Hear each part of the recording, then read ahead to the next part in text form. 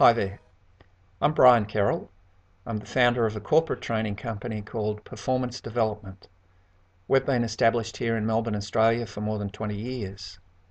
I'm a psychologist by background. My early career was in recruitment, and one of the areas that I do a lot of work in is interview coaching.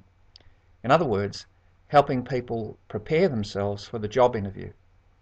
And one of the changes that I have seen in the interview landscape over the years is the movement away from the use of hypothetical questions by interviewers and instead the increasing use of behavioural questions. Now, what does this mean for you?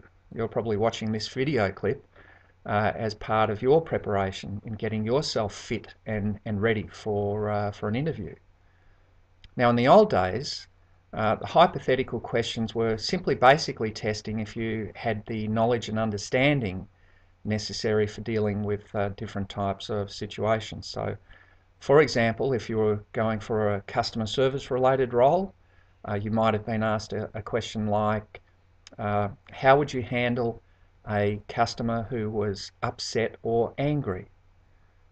Or perhaps for a supervisory role, a hypothetical question you might have encountered would have been, how would you deal with an employee who was not meeting performance expectations? Now, what organisations found in the past is that the problem was that there were people who would be quite successful in answering those hypothetical questions, and yet when they got to the job in the workplace, they didn't necessarily translate that knowledge into the way they performed and their behaviour in the workplace. So hence gave birth to the use of more behavioural questions.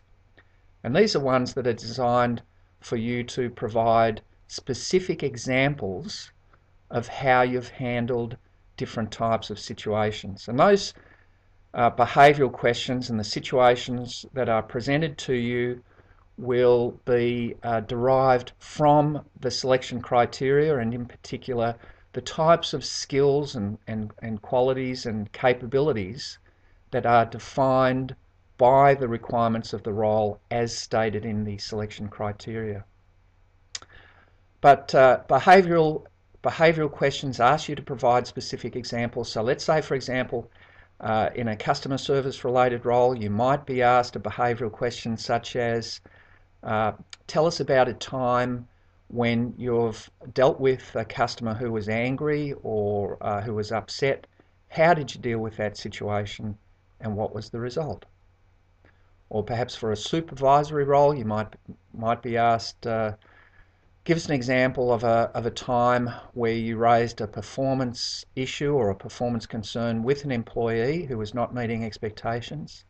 How did you go about preparing for that conversation and managing that conversation, and what was the outcome? Or perhaps another behavioural question for a supervisory role could be, what strategies have you used recently in order to build morale and motivation within your work group?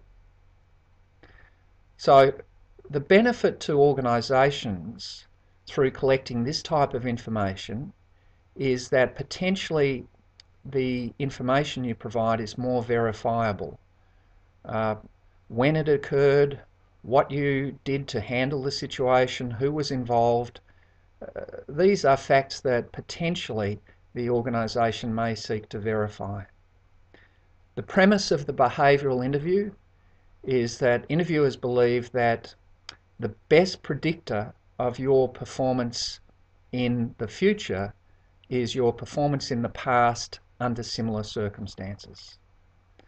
So hopefully this has given you a better insight into the nature of behavioural questions. Good luck at your next interview. If you are looking for more interviewing tips, have a look at our website, interviewtrainingmelbourne.com. Thanks again.